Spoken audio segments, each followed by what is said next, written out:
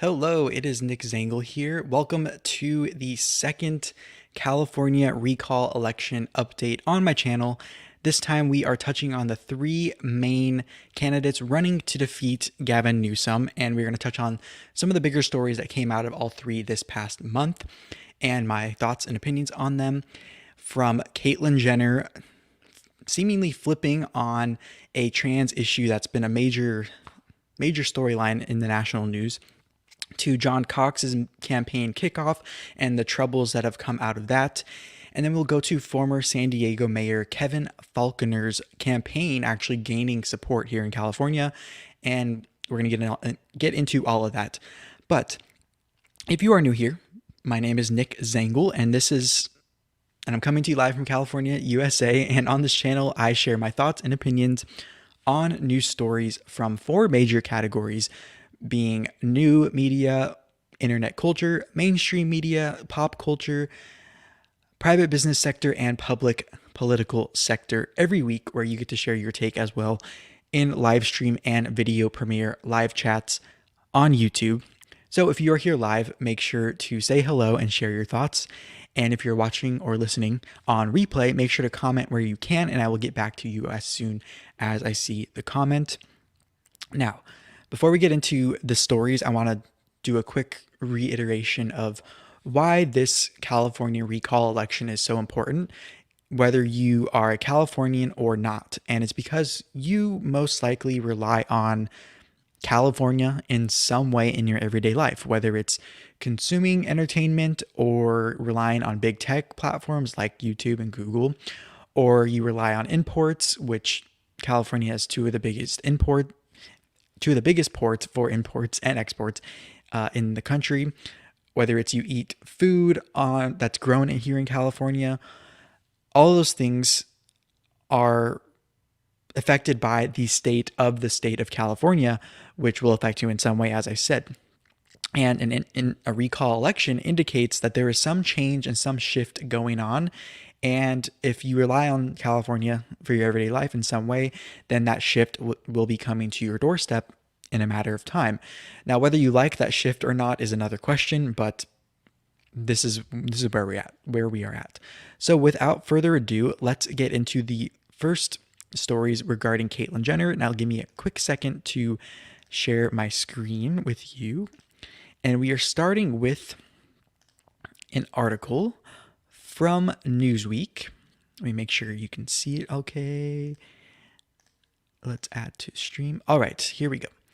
So this is an article from Newsweek, which is called "Caitlyn Jenner Flips on Transgender Sports Issue, Wants State to Determine Who is quote-unquote truly trans." This is by Cami Pedroja, and it was published on May 27th, so a few days ago.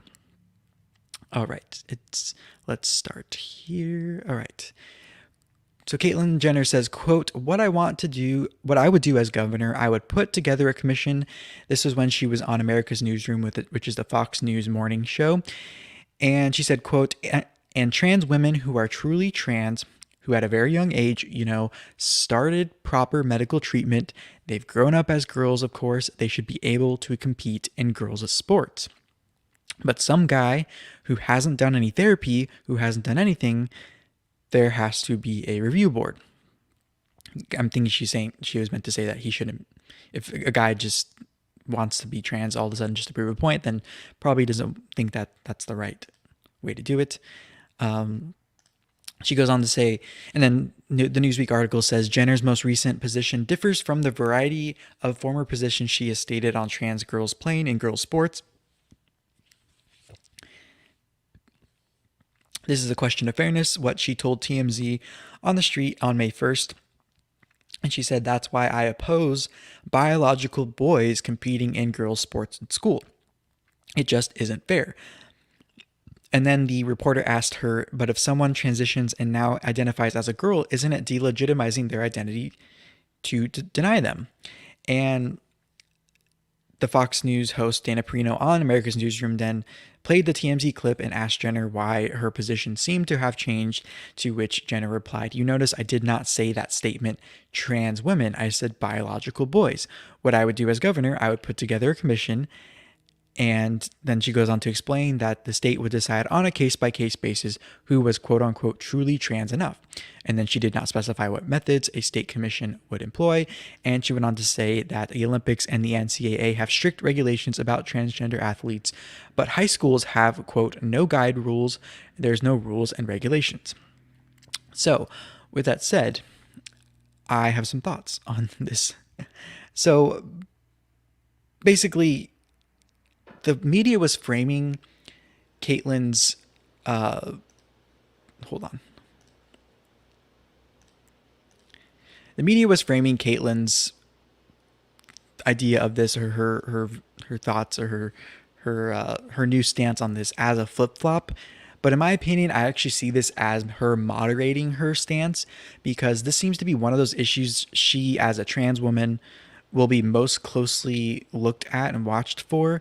And this is the biggest test I think she'll have to pass in order to even have a chance, policy-wise, because she is a trans woman and the trans community has been critical of her.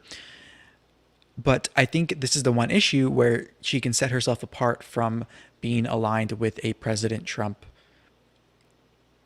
Make America Great Again, America First policy and the criticism that comes from that. And so this is the one stance where she has been vocal about having a difference in opinion on this from President Trump. Now, one problem I do see that could arise is critics saying, and this is something I actually slightly agree with, is that the government, it shouldn't be the government's job to tell you how trans you are or if you are quote unquote trans enough. But also on topics such as this, where up until this point it is very polarized, which I think is a similar thing going on with the abortion argument, maybe she is onto something with this right now, because it seems the details of this, well, she's onto something because she might be one of the few who can actually moderate a stance on this and try to please both sides. But right now, I think the lack of clarity around her position and the commission and what they would actually do and how they would actually enforce this and what criteria they would use to tell who is quote unquote trans enough, I think some clarity on that would help people decide if they agree with Caitlyn on this or not. But her moderating this stance, in my opinion, can go one of two ways, which is, I guess, the definition of being polarizing, which is that she is potentially trying to please people on both sides to gain support in the recall election. But also she could be eventually pleasing no one, because maybe this is one of those issues where majority people see it as black and white, and if you try to moderate it, people can take it either way. Either everyone is kind of like, okay, we can agree on this, or no one's going to agree on it. So it's just one of those topics, and we'll see how this goes forward. But that was the major update from Caitlyn Jenner, who I touched on in my first update, or my first episode or live covering the recall election, and I'm sure I will have more updates from Caitlyn going forward. So now I want to start talking about John Cox, who I mentioned last time, but I didn't really get into a lot about him and his campaign. So I'm going to share my screen again. Give me 1 second.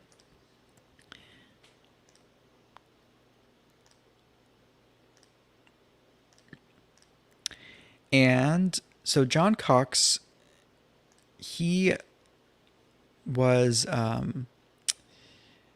so he ran against Gavin Newsom in 2018. And so that's why this one is a little more interesting. So let me zoom in a little bit here. All right. So this article is titled, California Recall Brings Circus Act to Town. And as you see here, John Cox is pictured with a bear named Tag. It's a Kodiak brown bear. And we're going to get into that right now. So this article is by Carla Marinucci, and it was published on May 4th, so about a month ago, but I'm going to give a few more updates on this campaign from John Cox as well. But she said, quote, while Jenner's 3-minute launch video drew national attention, which I touched on last time a little bit, the California political class was fixated on a live Kodiak bear named Tag, who made his political debut roaming in a public Sacramento park behind Cox. 2 years after being trampled in a historic landslide defeat by Newsom, Cox unveiled his rebooted campaign, retooled with new staffers, new ads, and a new pitch. Cox rebranded himself as the quote-unquote Beast, to the point of changing his Twitter handle to @BeastJohnCox, and portrayed himself as Newsom's opposite in a quote-unquote Beauty and the Beast scenario.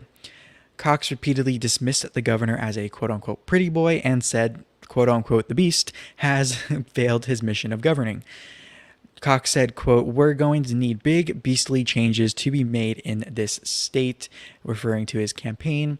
Mere feet away from the press corps, Cox's massive surrogate held reporters' rapt attention as he downed dozens of Oreo cookies, tossed his way in front of the candidate's new campaign bus, wrapped with a massive portrait of Cox and the bear with the slogan, Meet the Beast. Cox also dropped $5 million of his own money into his campaign fund Tuesday, funds that will pay for statewide airing of a new ad pushing the Beauty and the Beast message.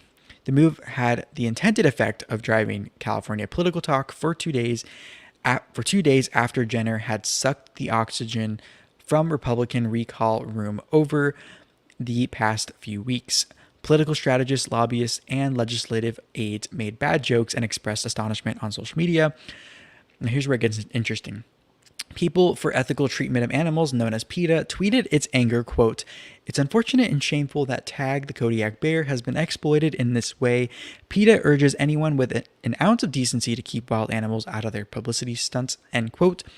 His strategy also befuddled several battle-scarred GOP advisors in California who said, quote, how many times do you get to formally announce that you're running in one campaign?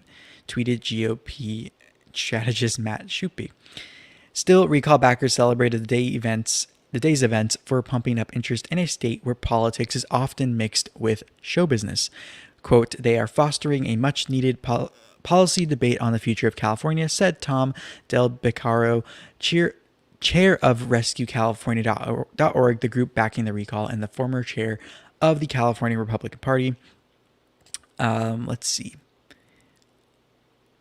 Is there anything else I wanted to say?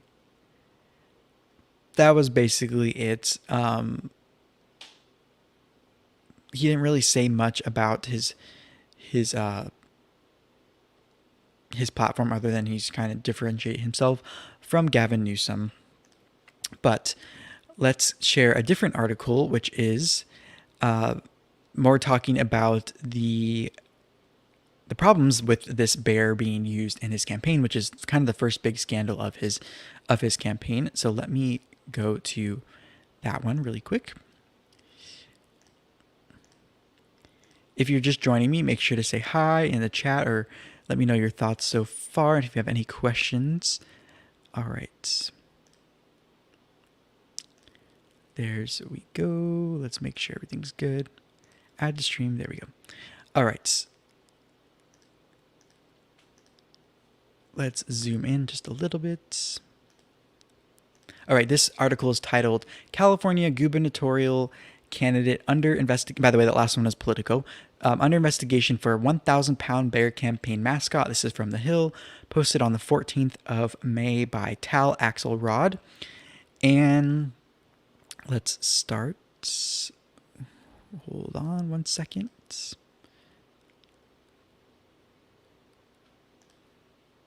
All right. So California Republican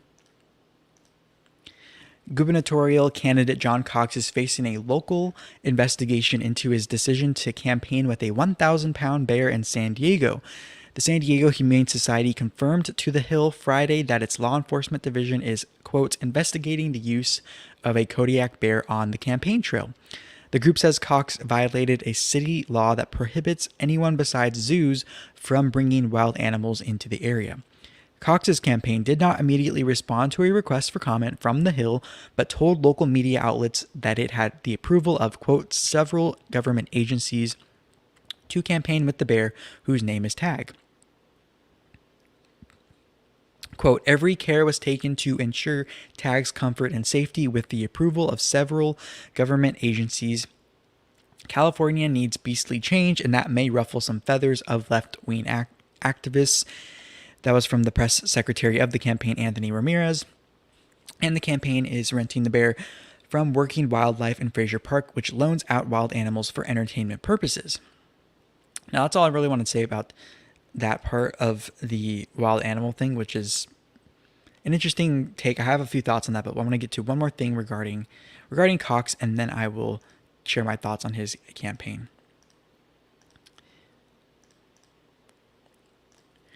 All right. One more thing, bad news for John Cox, which is about his previous campaign for a run as governor against Gavin Newsom. And that is from the Los Angeles Times, which the article is titled "Multimillionaire Recall Candidate John Cox Owes Consultants from Failed Gubernatorial Bid." And this was posted only a few days ago by Seema Mehta. All right, so she says, multimillionaire recall candidate John Cox's prior gubernatorial campaign has been ordered by a judge to pay about $100,000 to a political consulting firm that produced television ads for his unsuccessful 2018 race, one of a string of unpaid bills detailed in a lawsuit and campaign filings. Cox's campaign has refused to pay, leading to a, quote, debtor's examination hearing next month in San Diego over the financial status of that campaign committee, according to court records. Quote, California needs to know the real story about John Cox. To be honest with you, he's not who he says he is, said Jim Innocenzi, the founding partner of Sandler Innocenzi, the Virginia-based GOP firm that an arbitrator and a judge have ruled is owed nearly $55,000 for ads it produced and about $43,000 in attorney's costs, interest, and other fees as of September 2019. These awards have grown by 6% interest since then, plus additional attorney's fees as Innocenzi has tried to collect the money. Now, a spokesperson for Cox's current gubernatorial campaign said the invoices were submitted late and that Cox contests the amount owed. Quote, there is a dispute over questionable, exorbitant fees to the campaign, said spokesman Anthony Ramirez, adding that there was no money left in the 2018 account to pay outstanding bills. Quote, these attacks are desperate and won't work. What Ramirez references as attacks are in fact rulings in favor of the ad firm by arbitrator Patricia Latham in September 2019 and San Diego Superior Court Judge Daniel F. Link in February. So, John Cox's campaign is clearly troubled already, even though they just got started. And I have a few thoughts on this. Hold on. Let's switch here to my thoughts. So, we read all the articles, and what's interesting about the bear situation where he's using a bear was that, I mean, I get his campaign, the whole thing, it's a symbol of Beauty and the Beast, and I think it's smart in that way, but I think he could be going further with using that as the anchor to his whole platform to really reach Californians like myself and others on what he's actually going to do, and to show us that he has a pulse on what the real problems are. So what's interesting is our state flag here in California, it says California Republic, and it has a California grizzly bear on it. So in my opinion, if you're going to pull this stunt with a live animal, a bear, why not try to actually get a California grizzly bear? Because then it actually ties into California. Of course, the Kodiak bear may be in California too, but to me, that would tie it into being a huge, the flag represents this huge economy and that we are this huge state, that we are a republic of our own, and how the outdoors are important to us, and focus on environmental policy that he believes in that can reach everyone, and instead of attacking the people who are standing up for the bear, which I understand that's a very partisan political stance, is to kind of attack left-wing radical activists or whatnot. But I think he could have played it even better, in my opinion, to really get the message out there, because clearly he got a lot of attention for this stunt, and I think he could have leveraged it a lot better rather than only attacking Gavin Newsom, using it as separating him from Gavin Newsom, but also as an anchor to expressing his viewpoints and his policies that he's putting forth, which clearly his strategy from 2018 did not work. So there we go. And also, it's funny because I didn't realize he actually pulled this stunt until like I was researching for this update, and I realized it's because the past 6 months have been working from home, and the first 6 months of the pandemic I wasn't. So I used to get even in my brief commute to the office, I would at least get a little sense of something on the radio of what's going on in the news locally. And I realized that I don't have that anymore. And this story really brought that to my attention. And I don't have cable, so I have to really go out of my way to find new stories and to stay in the loop, which is good and bad. It's bad because it's not as easily accessible to me or in my face, but it's good because it forces me to really look into things. And so I didn't talk about this last time because I wasn't really aware. And like they said in these articles, Caitlyn Jenner really caught the news cycle nationally and locally because of the name recognition and really all the media firestorm around her in general. And so I'm glad I caught this and I'm able to give that side of things. Also, I wrote here that he could have used this also to highlight the good aspects of zoos. I know there's a lot of controversy around zooing animals, and he could have touched on education, research, and tourism that comes from zoos and animals like Tag the Bear and the company that they work with to use animals for entertainment. And he could have touched on the entertainment industry as well. So there was that. So that's all my thoughts for now on John Cox. So let's get into, let me make sure the live chat's doing good. Okay, we're good. Kevin Faulconer, who was the former San Diego mayor. So last time I kind of brain farted on his name, and so I know it now, and I don't know why I brain farted, but I won't mess it up again. So he has been doing more appearances to get the word out about his campaign platform as part of his run to replace Gavin Newsom in the recall. And I want to get to an article from the San Francisco Gate, which I semi-purposely chose that publication to touch on this because that is where current governor Gavin Newsom, that's where he came up in the political world, from being in the city council to mayor, and then from there he catapulted to lieutenant governor and now governor. So, and someone credit Gavin Newsom, for a lot of what San Francisco has turned into when he was involved in the city up into his mayorship. So let's share that screen really quick.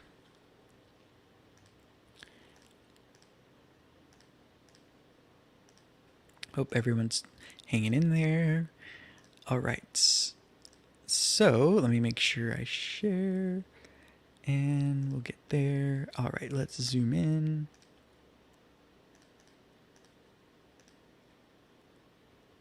This article is titled, "This May Be the Guy. Newsom foe Kevin Faulconer quietly had a very good May. Will it matter?" And this is by Eric Ting of the San Francisco Gate. And we start here when he says, "When compared with Cox and Jenner, Faulconer has been decidedly serious. The mayor's quote, mayor's ruthless appearance could help him consolidate support among California Republicans, and Faulconer likes to highlight the fact that San Diego's voter registration statistics are only 25% of registered voters are Republicans and the rest are Democrat or independents, which lines up with the statewide statistics. But with recent Policy Institute of California polls showing that 57% of voters oppose the recall at this time, it is fair to ask if Faulconer's moves will matter in the end. Even if Faulconer emerges as the clear leader at the bottom of the ballot, the question of who will replace Newsom becomes irrelevant if less than 50% of voters vote to recall their governor at the top of the ballot. So, however, like they said in this article, Dr. Isaac Hale, a lecturer in political science at UC Davis, said that if Faulconer, who was elected twice in Democratic San Diego and has a history of bipartisanship, emerges as the likely replacement, it could possibly alter voters' thinking when they vote on the first question of whether to recall Newsom or not. And he said, quote, potentially said when asked if Faulconer's rise could kneecap the Newsom team's talking points that voting yes on the recall would give way to a Republican in the mold of Donald Trump, who is highly unpopular in California. Quote, if you're the Newsom campaign, you're really happy right now to see recall support divided among 4 Republicans, especially when one of them is Faulconer, who styles himself as a moderate and can appeal to independent and Democrats. And the theatrics of Cox in general aid his talking points. Now, Newsom and his team have leaned hard into their quote-unquote stop the Republican recall messaging, painting recall supporters as right-wing extremists, even though Democrats as prominent as Christine Pelosi have warned against doing so. The Faulconer campaign strongly pushed back on Newsom's messaging. And they said, quote, this recall is powered by Californians from across the political spectrum, Democrats, Republicans, Independents, who have had enough of Gavin Newsom's incompetent leadership and elitist agenda. That was by Secretary of Faulconer Press, Gustavo Portello. And they said, quote, our campaign is building momentum because we're focused on the issues that matter most, which are reducing homelessness, cutting taxes on the middle class, and restoring affordability. All right, so that's basically all I want to say with that. But what is interesting about this is the part where they said some may be turned off by, or let me just say this. Faulconer, though, I think the only thing working against him, right, or the one thing working against him is his record in San Diego. If there's anything in there that wouldn't be popular statewide, then that could be working against him. And out of the 3 candidates we talked about today, he's the only one that's been elected to office and has a record in elected office. So that could be working against him. What I will say is it is an interesting point about the makeup of San Diego and the fact that he got elected there and how it does reflect more of a statewide stance. Also interesting is a Pelosi, who is related to Nancy Pelosi, who is Gavin Newsom's former aunt by marriage, came out and criticized the talking points of the Gavin recall counterpoints by the Newsom team and people in the same realm politically across the nation who have supported Gavin Newsom. And it is interesting because when I heard that, because the recall efforts have failed multiple times leading up to this one now that's been successful, and this one really gained traction because of the pandemic response by Newsom and his administration. And so they were really in denial, I think, and the media too, up until it became almost certain that this was going to go through. And so when it almost became official, or pretty much became official, then he went on a media campaign. One comment he made on The View and other places was that, like they said in that article from the San Francisco Gate, that he, let me go to the main topic, hold on, that he tried to paint everyone as these extremists. And that is a huge problem, even before they reported on this as a problem, because the people who actually are supportive of the recall know that is not true. In my opinion, and from my personal observations, the majority, if not most, of the people supporting the recall are not these extremist people. They're not the most politically involved. They care, but it's also people who feel politically homeless from the Democrat side, people who are on the Republican side who may be Trump supporters, maybe not, but definitely aren't supportive of the Newsom agenda, and obviously people in the middle who aren't happy with him as well because they think he's extremist or this politician, political elite. So that is clearly not true, and I think it is only fueling, like they said, it only is fueling people more to question Newsom's agenda. Maybe they weren't decided or they weren't really caring about the recall, but then if they hear him taking this really harsh stance when they know it's not the truth, they might actually support the recall more, even if the other candidates are not super enthused about. Also, I'm going to touch on this next time. I think I'll table my thoughts or in future updates, but the framing of the effort against the recall to keep Gavin in power is very interesting. I think there's some things in there that may work against them. And so I want to table that for now. So let me know what you think of all this and leave it in the comments. If you're here live, you have a few seconds to get in a question or a comment. And if you're watching the replay or you're listening on podcasting platform, watching on Rumble, make sure to leave your thoughts in the comments. And if there's anything that maybe I missed that you want me to touch on or you want me to touch on for next time, leave them down there as well.